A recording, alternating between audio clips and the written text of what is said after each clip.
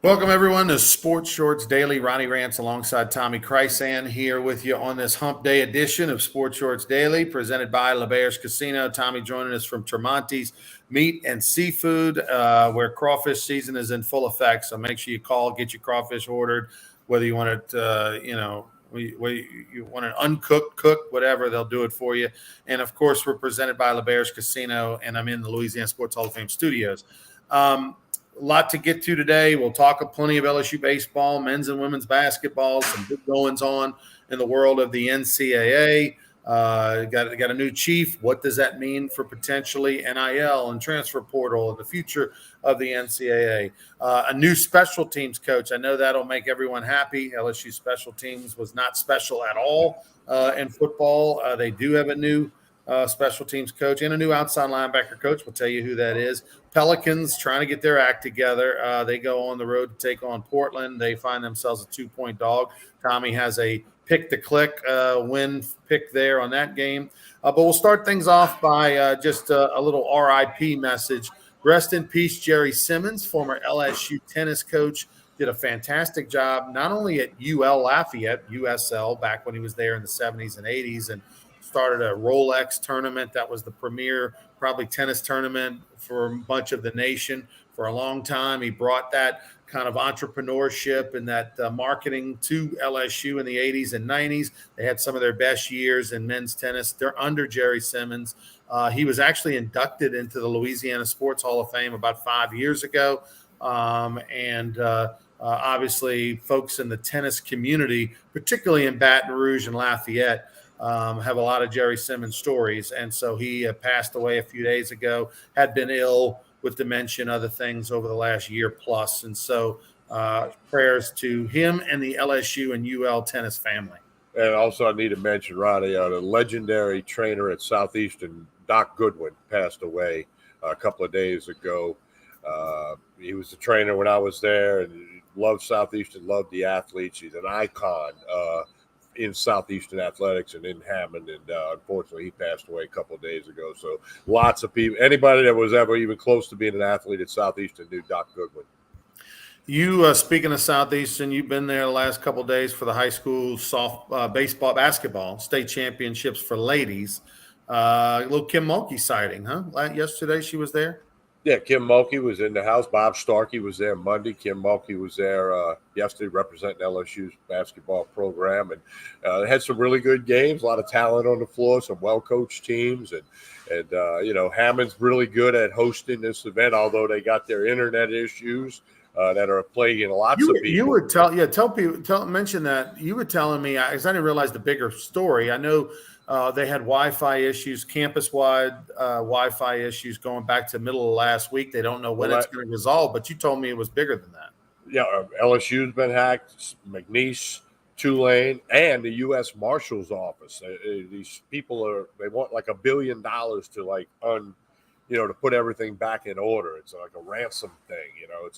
It's Southeastern since late Thursday, I believe, has been totally down. They can't do email. The professors that teach online can't. It's a mess. It's truly a mess. And no, it can't be like, it's not like you can go reboot something or unplug it and replug it in like we all do sometimes. That's not going to fix it. It's a huge thing that unfortunately is LSU didn't say they got hacked, but they have the state police investigating. That was their statement they released. So, the internet's a beautiful thing, but it can be issues for people. And right now, lots of people at Southeastern in particular can't use credit cards. I mean, it's a mess over there and unfortunately for the Marsh Madness, the girls' state basketball tournament, which is going on again today, tomorrow, Friday and Saturday. Friday and Saturday, they'll crown 10 state champions, 5 each day, in the different classifications of select and non-select. So it's just unfortunate because everybody's so used to it, so dependent on Ronnie. We were kidding around on the press table last night. Imagine if you didn't have your phone for an hour. You or me or anybody watching us, 1 hour you didn't have your phone, you'd be out of sorts. Right. Okay. Well, imagine the whole university being shut down and the thousands of people that are affected.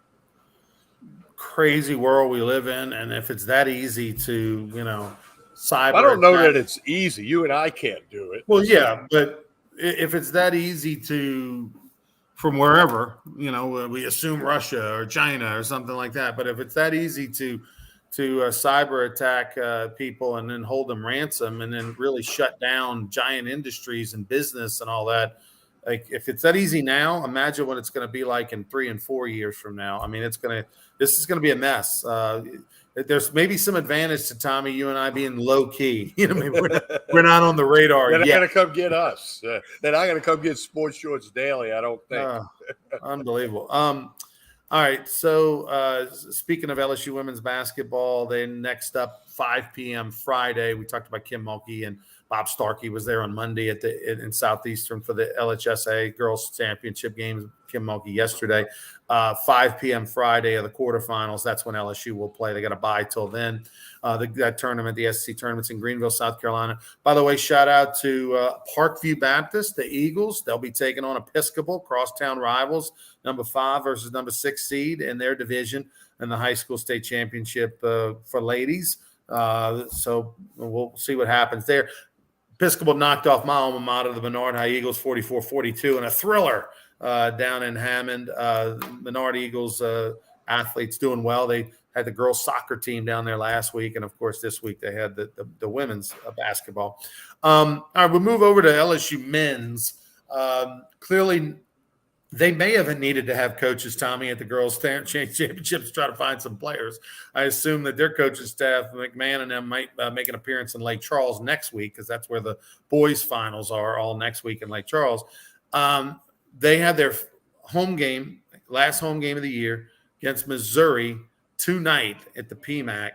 Missouri, who's a borderline NCAA tournament team fighting for their right to get in, above 500 record in the league, like a good basketball team. Have been ranked at times this year. They're only a 4-point favorite today as we speak, a 4-point favorite against the Tigers tonight. What am I missing? I mean, you and I both thought maybe this line might be 7, 8, 9. Instead, it's only 4. I'm making my biggest bet of the year on Missouri -4. I've already put it in tonight against the LSU's men's basketball team. I know LSU won its last home game, but they laid an egg on the road at Ole Miss, who's not a very good team, who just fired their coach. I can't buy LSU basketball yet. I agree with you. We've been riding this show for a little while.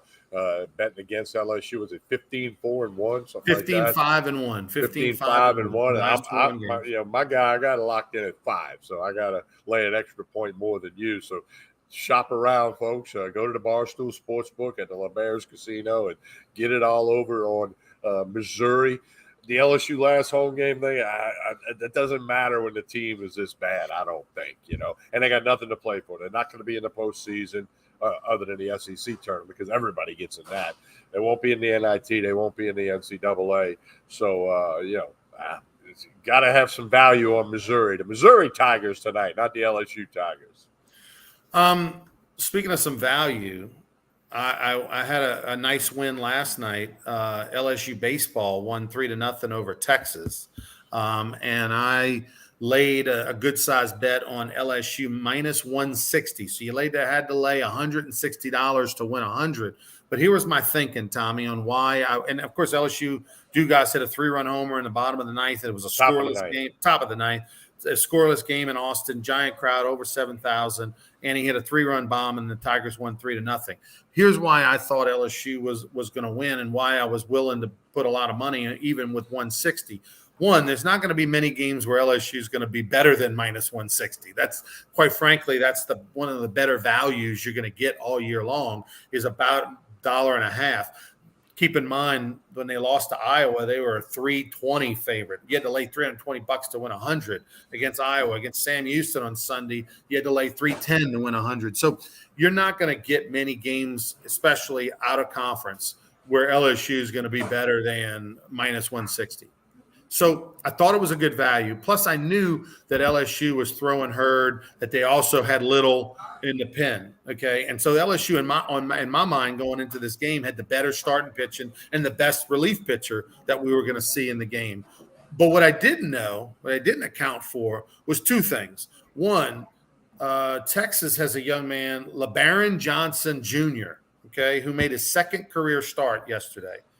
This dude was 95 to 97, Tommy, with a nasty breaking ball on a Tuesday night. And look, he is, I mean, like the LeBaron Johnson, he went 5 innings against LSU. He gave up 3 hits, no runs, punched down 9 and walked 2 in 92 pitches in 5 innings. Thank God it's early in the year. His pitch count was up and he had to leave the game. And LSU finally came through against, it took till Andre Duplanche the second, who was the 1, 2, 3, 4, 6th pitcher of the night for Texas. So as they got down in the bullpen, finally they got something they could handle, and Dugas made them pay. But the LeBaron Johnson kid was filthy with his stuff. He pitched fantastic. But going into the game, I thought, okay, Thatcher, Hurd, Christian Little, LSU's got the advantage. Their offense is going to be facing maybe some midweek relievers. Tigers will come through offensively. What I didn't know was the Johnson kid for Texas, who was filthy. But I didn't know how good Nate Ackenhausen was, the lefty reliever for LSU, who went 3 1/3 innings, gave up 1 hit, punched out 4 and walked 1 in 39 pitches. He's a JUCO transfer. Joe Sherman, the head coach at Delgado, been talking about Ackenhausen for 2 years. He faced him 2 years in a row in JUCO ball and said, this guy's fantastic. Lefty, throws in the low 90s, great breaking ball. He was so good, Tommy. You got to go back and look at the video. I know you were at the basketball game.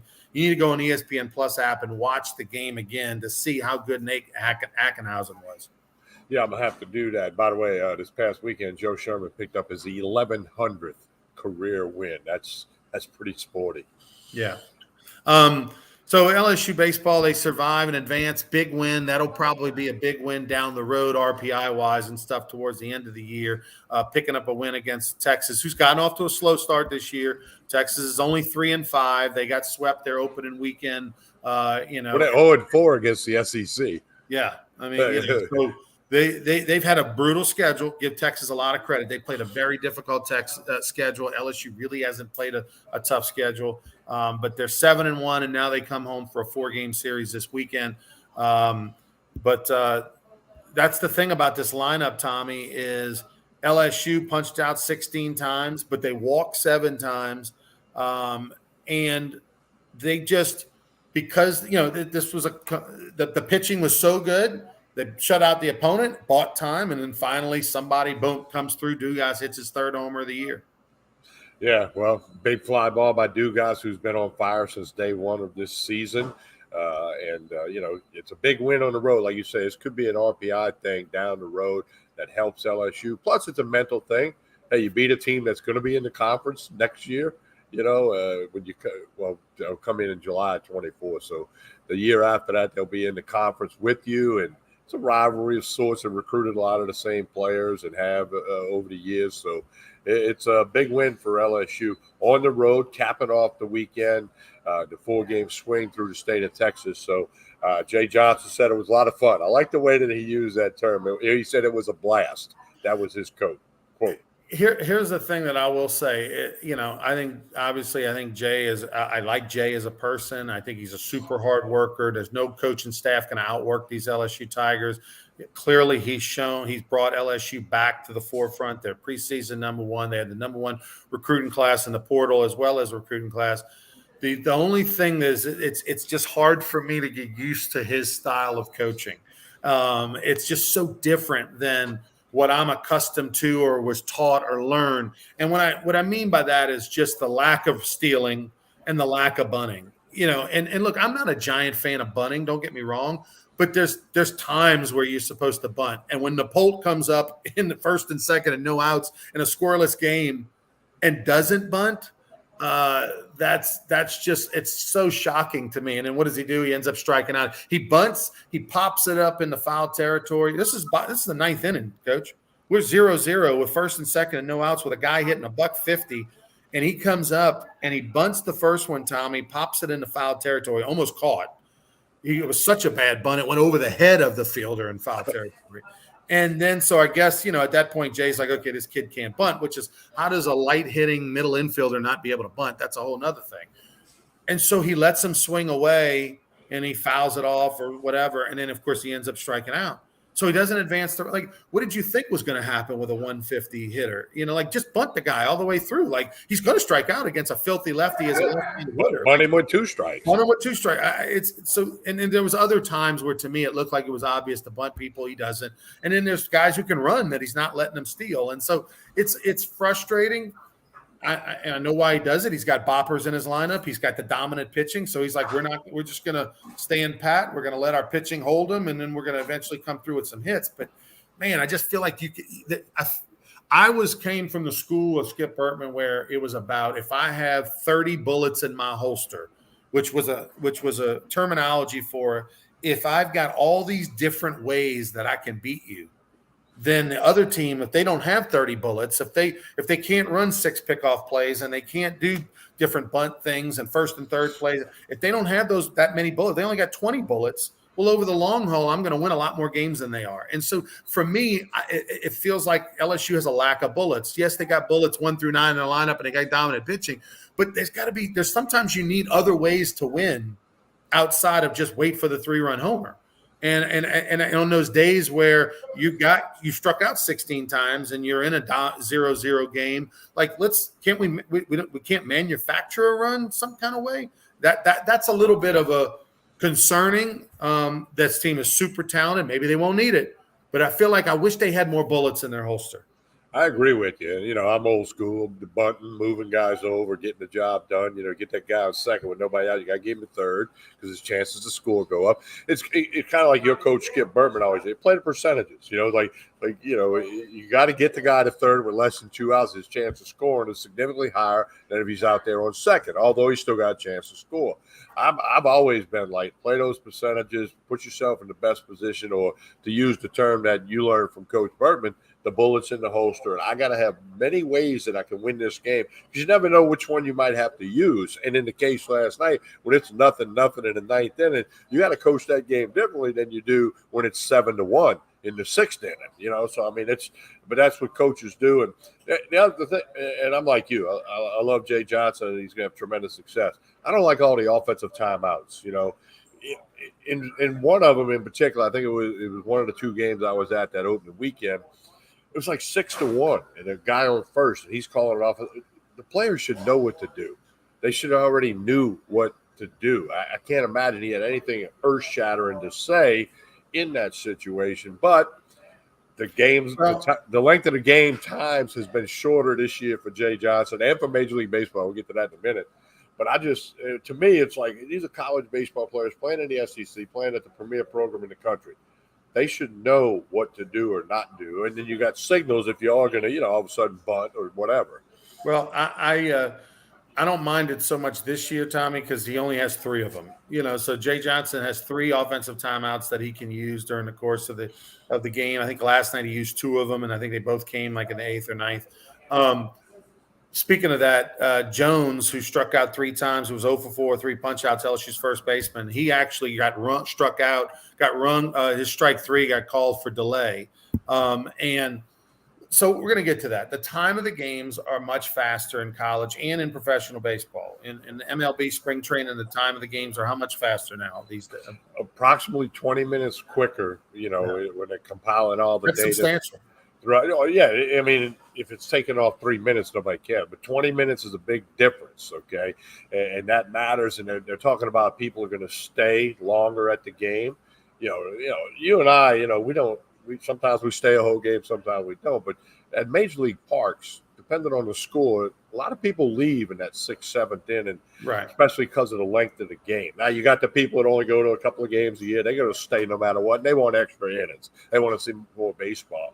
So it appears that the effect of the speed-up rules, the pitch clock, the batter clock, all of that in MLB is accomplishing what they wanted it to accomplish. So imagine if you're a worker or a let's say we look at it from a standpoint of the players, but let's look at it from a standpoint of you're an owner. Let's say you own the Tampa Rays, okay? Horrible franchise, terrible. I mean, from a standpoint of their venues, the worst in baseball. It's a dome in Florida. It's an old dome. It's we've been talking about moving and talking about building a new stadium for decades, okay? I'm just going to guess that in that stadium, let's just throw out a number of 1,000 employees. Okay. If they've got 1,000 employees, Tommy, and that's 20,000 extra minutes divided by 60. That's 333 hours, 33 and a third hours that business saves. If those people are making $15 an hour, they save $5,000 a game times 81 games. You just saved yourself $405,000. Okay. And look, so my point is that there's a dollars and cents thing. You got all these hourly workers, the concessionaires, the parking attendants, the VIP suite people, blah, blah, blah, blah, blah. You just saved $500,000 because they're playing the games faster. And that's a low ball estimate, okay? So there's a dollars and cents piece. Plus, if you have 81 home games and you got all these people that go to that's a lot of life that you can now live and do. Outside of just being at a ballpark. So I like the speed up rules, but here's the thing, Tommy, they have to be taken into common sense consideration. We've seen a game in when the count was 3-2 with the bases loaded, bottom of the ninth in spring training, boom, ball game, time. He took too much time. We saw last night in a 0-0 game in the 7th or 8th inning, Jones struck out, called strike 3. Like, there needs to be some common sense where, hey, man, let's hurry up. Let's get in the box. We got to keep moving, where when that clock hits 0, it's not like football where it's a delay a game, the flag comes up immediately. There needs to be a beat, in those situations, especially if it's not egregious. Like, I didn't think last night when LSU's batter, first baseman, got called out. Like, I got caught off guard. I was watching the game and I was like, what are they doing? It wasn't egregious. It wasn't like he walked around the batter's box. He was doing stuff like it's a crazy rule, and it's hard to get used to. Yeah, it's going to take a little time, and I think we need a bigger snapshot of the effects here. It is what it is. It's here, so it's kind of like when the NIL first came out or the transfer portal first came out. It's here. You better embrace it and make the most of it. Because if you're going to go, pout in the corner and say, "Get off my lawn," then somebody's going to get an advantage against you. So here's the other thing that I'll say, Tommy, is that maybe we go to, right now they have the pitchers for LSU and the catchers. They use an Apple Watch. So they have an Apple Watch on their glove hand, and they look and it says fastball, slider, curve, whatever the pitch is.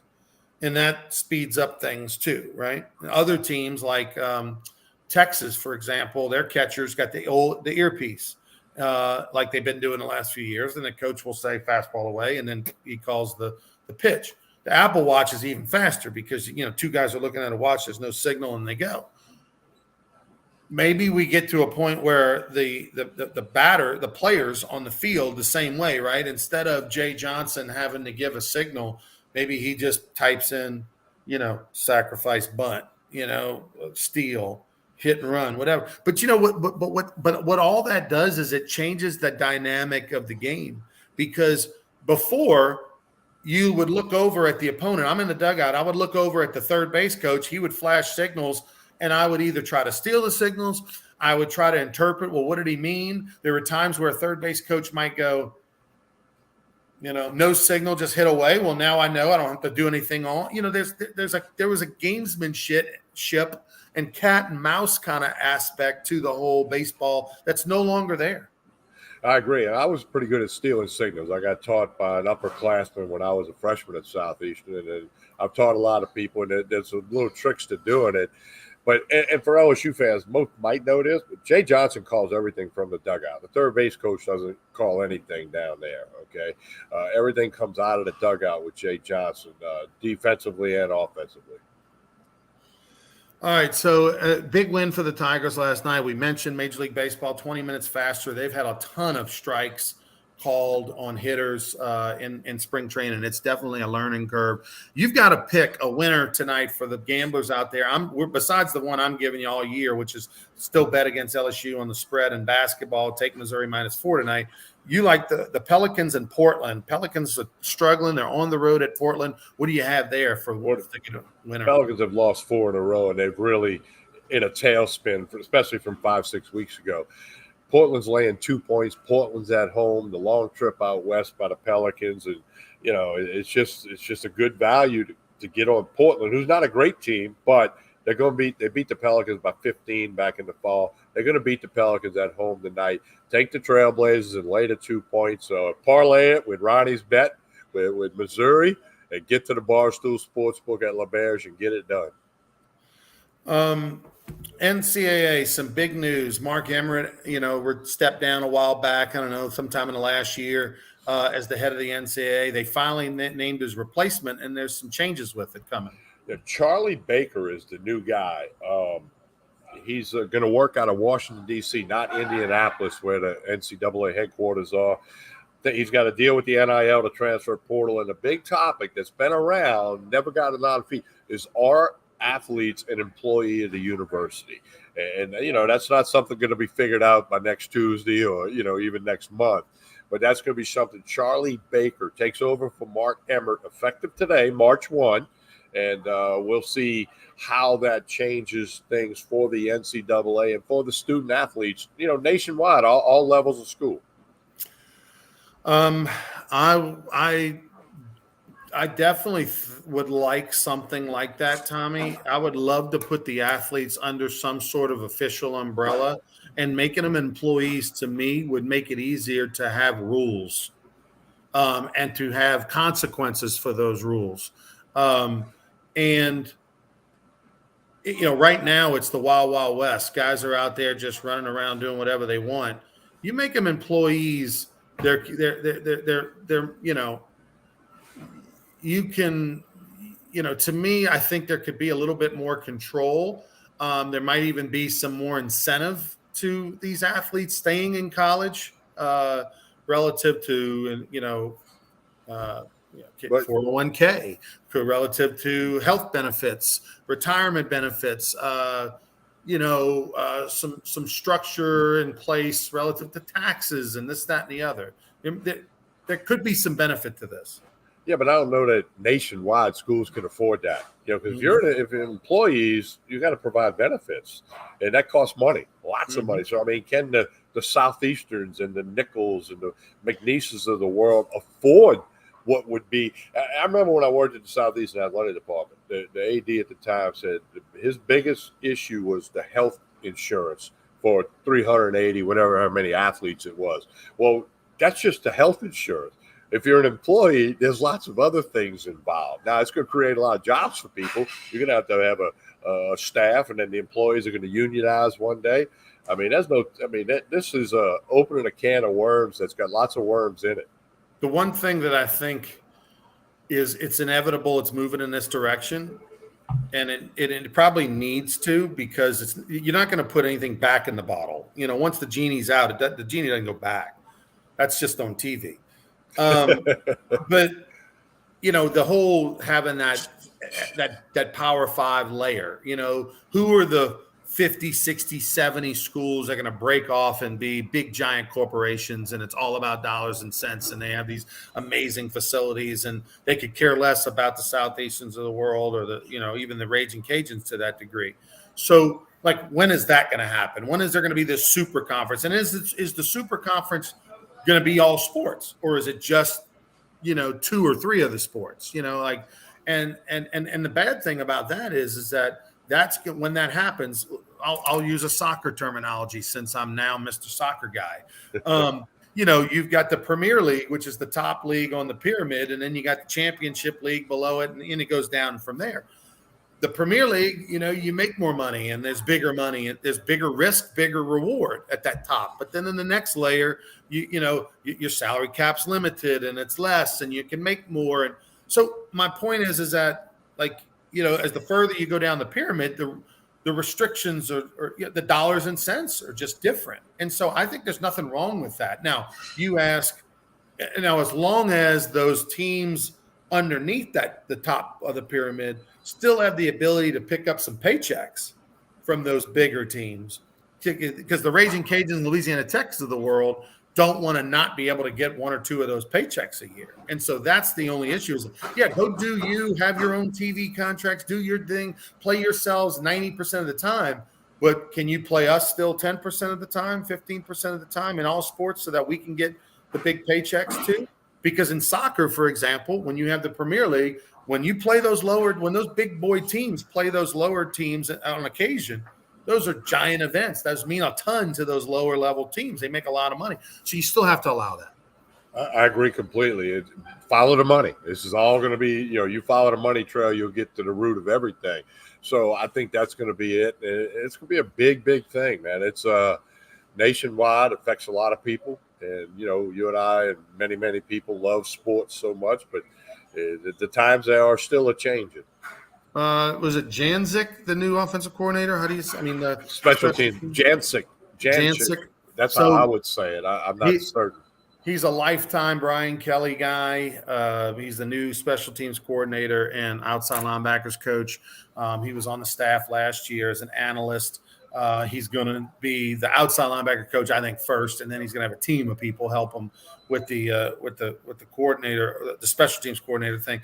The Polian deal, they moved him to like a general manager type position with LSU football. He was a special teams coordinator last year. They were horrible. And it just was you couldn't keep it going. Like, it may not have all been Polian's fault or anything like that, but it was just a bad look. They had to make a change. Brian Kelly had to do it. Polian's going to be fine. The Janzik guy was a guy who played for Polian in the late 80s at Grand Valley State and has been with them many different times throughout his career. He's been a former coordinator at Georgia and other stops. So he's a veteran coach, a guy who Kelly trusts and is known for 35 years.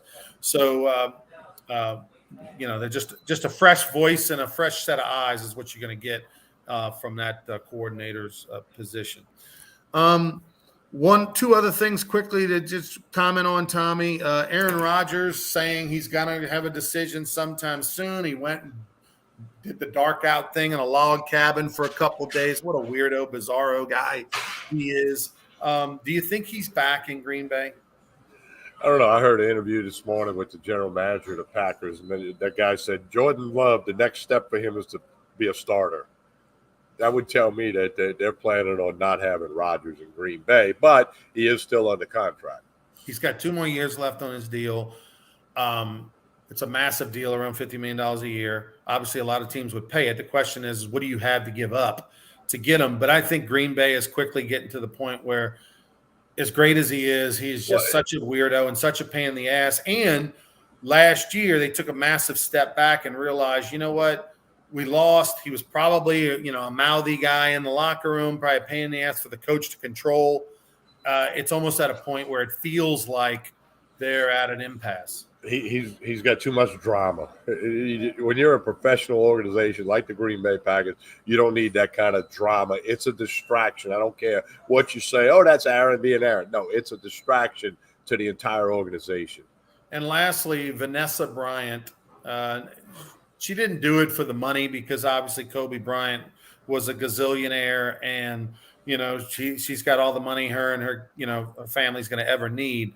But she was pissed, hurt, mad, and she settled for $28.8 million with the Los Angeles County Sheriff's Department because of some terrible pictures and things that they took of the helicopter crash, which involved her 13-year-old daughter. Some pictures of their lifeless body got released and got out in the public and all that. And this was a lawsuit that's been going on ever since. And 28.8 is going to get some people in serious trouble over there in Los Angeles. But terrible, terrible story. Hopefully this is the end for her and the healing. I don't know how it begins, but hopefully the healing can begin for Vanessa Bryant, who has lived in the spotlight for 20 plus years. We all remember the canary diamond, ring that she got when Kobe was going through his alleged rape thing 20 years ago at the Colorado resort. And now this, hopefully she'll have some peace in her life moving forward. Speaking of the Lakers, no LeBron James, Tommy, for maybe the rest of the season. That's not hurting your feelings. Not at all. I mean, the headline, they fear he will be out for weeks. Who fears? That's my question. Who fears that? By the way, his teammates fear that? I mean, come on. Dude, talk about drama. Gee, him and Aaron Rodgers ought to get together and go do something. Well, it's only going to be funny if the Pels make the playoffs. It's not going to be funny if they keep losing and they don't make the playoffs. But the LeBron was in a walk-in boot. He's going to be out probably at least 6 weeks at minimum. They think. We'll see if it's what happens there. But Lakers are probably going to be in a mess without him. But the Pels got to get their act together, or they're going to have the ultimate egg on their face. No question about it.